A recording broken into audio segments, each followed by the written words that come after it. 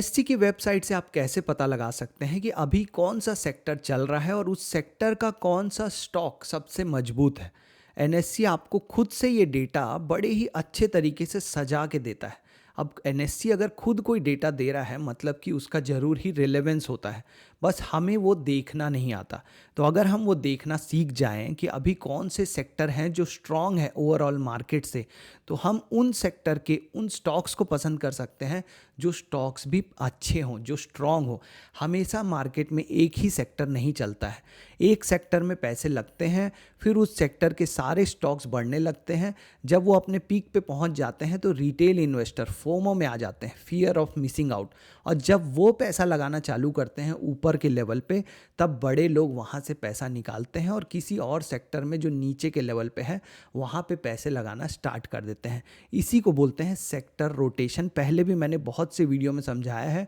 NSC जो है, national stock exchange, जो माई बाप है स्टॉक एक्सचेंज जहाँ पे स्टॉक ट्रेड होते हैं, एनएससी और बीएससी की साइट दो ही हैं।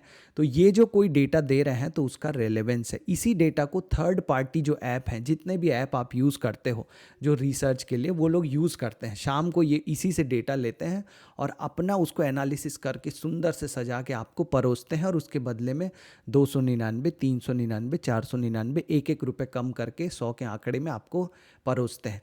लेकिन हम एनएससी की वेबसाइट को ही अगर यूज़ करना स्टार्ट कर दें तो हमको ऑथेंटिक डेटा मिलेगा, क्योंकि एनएससी माई बाप है। एनएससी से ही दूसरा ले रहा है, दूसरे के लेने के बाद हो सकता है कुछ गड़बड़ हो जाए, लेकिन एनएससी तो जब दे रहा है तो रॉ डेटा दे रहा है, एकदम शुद्ध शुद्ध देसी गाय का क्या बोलते हैं, शुद्ध देसी गाय का घी। सिर्फ गाय का घी नहीं, सबसे शुद्ध देसी गाय का घी, वैसे वाला डेटा आपको मिल सकता है। तो आप क्या करिए, यहाँ से मार्केट डेटा में जाइए और यहाँ पे इंडाइसेस जो लिखा है, वन बाय वन आप बिल्कुल नोट करते जाइए। मार्केट डेटा के बाद इंडाइसेस में जाना है आपको। इस इंडाइसेस में आपको ये जो पेज मिलेगा ना, इसमें ये जो बढ़िया सा एक फ़ोटो बना हुआ है मोबाइल के जैसा, इसको हीट मैप बोलते हैं। हीट मैप ट्रेडिंग व्यू पे भी मिलता है और भी कई जगह मिलता है, लेकिन एनएससी पे जो मिलेगा वो हमारा सर्वोच्च होगा, क्योंकि ये हमारी सर्वोच्च अदालत है। तो हीट मैप को हम ओपन कर लेंगे। दिन में आपको 10 मिनट देना है इसको, शाम को जब मार्केट बंद हो जाए। तो अभी तो मार्केट चलवा रहा है, तो चल रहा है तो उतना इम्पोर्टेंट नहीं है, शाम को देखिएगा। यहाँ पे आपको क्या करना है, यहाँ पे आपको देखना है कि निफ्टी कितना बढ़ा है। तो अभी तक आप देखें आज के दिन के काम में निफ्टी बढ़ा है 0.43%, 0.4% बढ़ा है निफ्टी। अब आपको क्या देखना है कि निफ्टी के अंदर जितने सेक्टर हैं उनमें कौन सा सेक्टर है जो बढ़ा है, कौन सा सेक्टर है जो 0.4% से ज़्यादा बढ़ा है, कौन सा सेक्टर है जो 0.4% से कम बढ़ा है। सिंपल सी बात है। तो ये जो सेक्टोरल इंडेक्स इंडाइसेस लिखा है ना, यहाँ आपको सारे सेक्टर के इंडेक्स मिलेंगे परफॉर्मेंस के हिसाब से कि कितना % रिटर्न दिए हैं। तो अपन क्लिक करते हैं सेक्टोरल इंडाइसेस में। अब जो ज़्यादा ग्रीन है मतलब वो ज़्यादा बढ़ा है, जो कम ग्रीन है मतलब वो कम बढ़ा है, जो रेड में है वो तो गिरा ही है। तो यहाँ से आपको देखने को क्या मिल रहा है, निफ्टी आईटी लगभग 3% बढ़ा है। अब ऐसे दिन में जब मार्केट 0.4% बढ़ रहा है, आईटी सेक्टर को क्या खुजली है कि वो 3% बढ़ रहा है।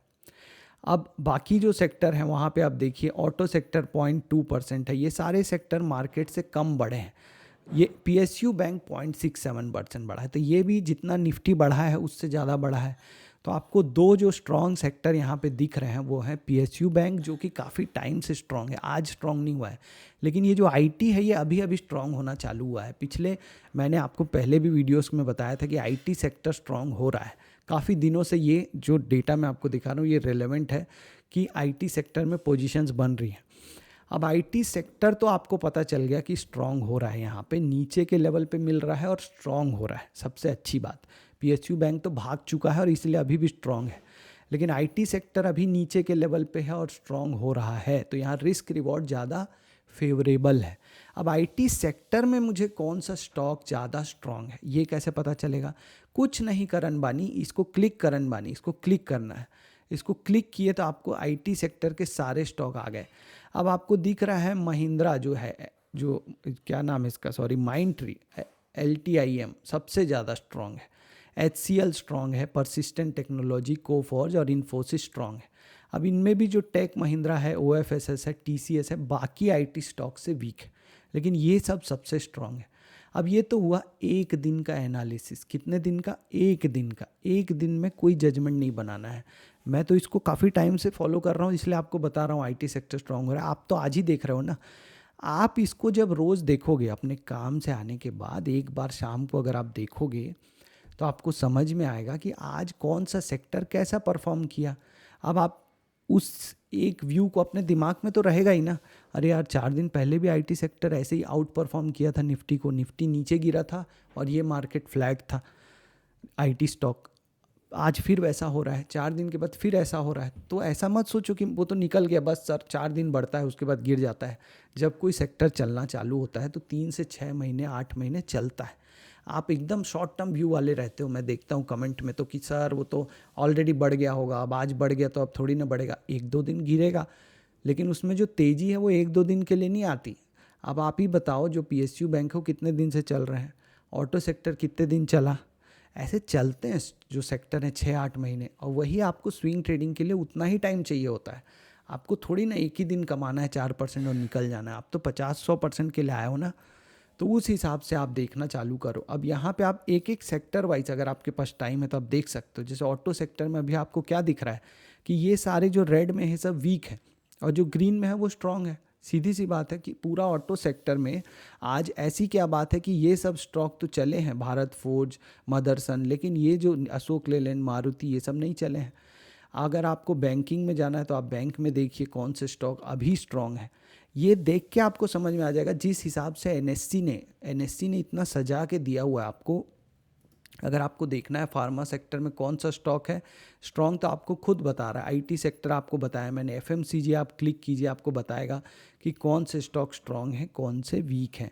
तो जब वो चलने लगें तो वही सेक्टर, वही स्टॉक्स जो हैं उस सेक्टर के आपके सबसे ज़्यादा चलते हैं।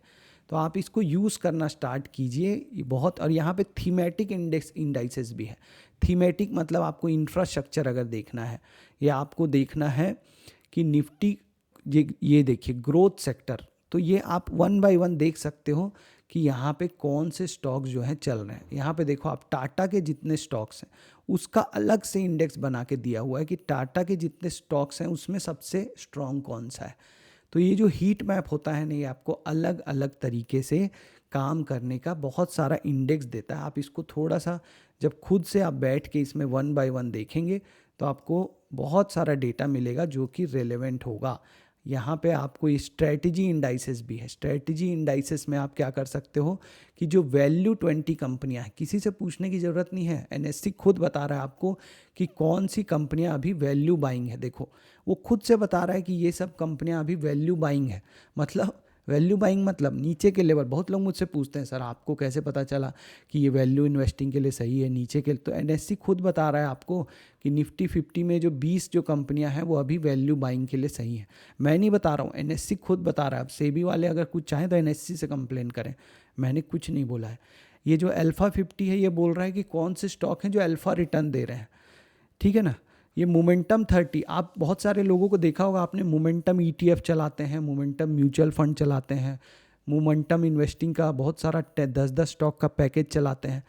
आपको कुछ नहीं करना है, एनएससी की साइट पे आओ। ये देखो एनएससी निफ्टी 200 के जो स्टॉक होते हैं, जो 200 जो कंपनियां हैं निफ्टी 200 की, उसमें से 30 स्टॉक को एनएससी ने खुद सेलेक्ट किया है जो मोमेंटम के हिसाब से सही है।